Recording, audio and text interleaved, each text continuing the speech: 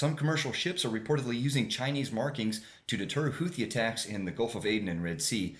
I'll get back to this, but first, Yemen is so much more than just Houthis.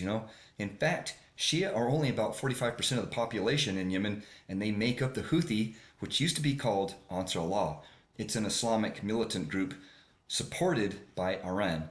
The country that has imprisoned approximately 15,000 people who were protesting the Iranian support of the Russian invasion of Ukraine and the detention and killing by torture of young Mahsa Amini.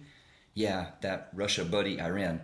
And yes, Islamic militancy is real, not a myth, and it's not created or supported by the US.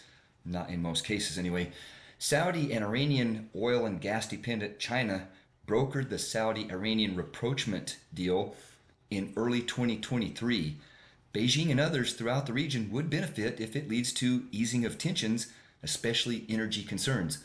Years of UN-brokered peace talks failed to break the deadlock, and the surprisingly quickly brokered China deal caught the Biden administration, like Hunter in Ukraine, with their pants down. And this probably would have signaled waning U.S. power and influence in the region where the U.S. has previously played a dominant role if it didn't have presence that can wipe out the region. Keep in mind, the U.S.-Saudi oil for security bargain has been in place since 1945. Meanwhile, the recent U.S.-UK strikes on the Houthis were said to be a mere warning that was supposedly telegraphed, and if they fuck around anymore, they'll find out future strikes will not be telegraphed. The Houthi attacks have caused 2,000 ships to change course to circumvent the area. Biden says that's going to delay Hunter's Timu orders, and China needs to join because it could impact their bottom dollar as well. The World Bank and IMF have been actively engaged with the Gulf Cooperation Council, or GCC, since about 1981. And in about 2008, I read information noting that the IMF and or World Bank were providing the GCC with special funds for projects in Yemen.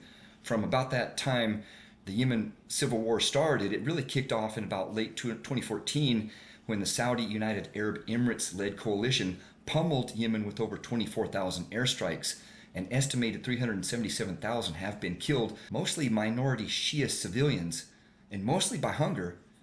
There were no cries of apartheid or genocide, despite Shia clearly being marginalized and Yemen becoming arguably the worst humanitarian disaster in modern human history.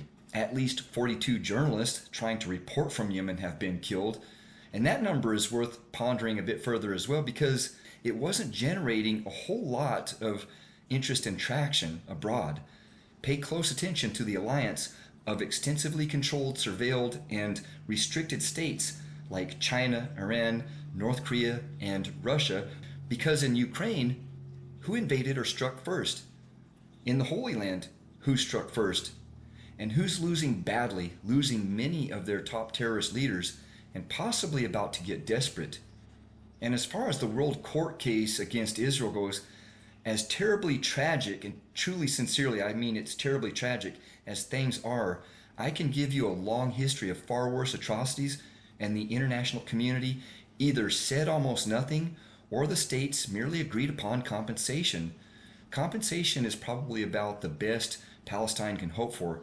I predict the court will at the end err, so to speak, on the side of caution, but they're going to call it on the side of humanity, and that's true as well, and find the complaint of merit and try to push it for further investigation. It's going to then take a few years to investigate, and the whole while Israel will be occupying Gaza, and especially those UN contracted investigators and former EOD techs will likely have options for pretty big investigation and UXO paying gigs for several years, and they'll probably make more in a year than an entire Palestinian neighborhood. On all sides of this dark chessboard are very callous puppet masters. If one is truly humanist, look at things from multiple angles and stop rooting for just one side or the other. And if you're interested, I'll try to have a better translation of this Houthi general's statement a little bit later in the weekend. Have a great and safe weekend with your families.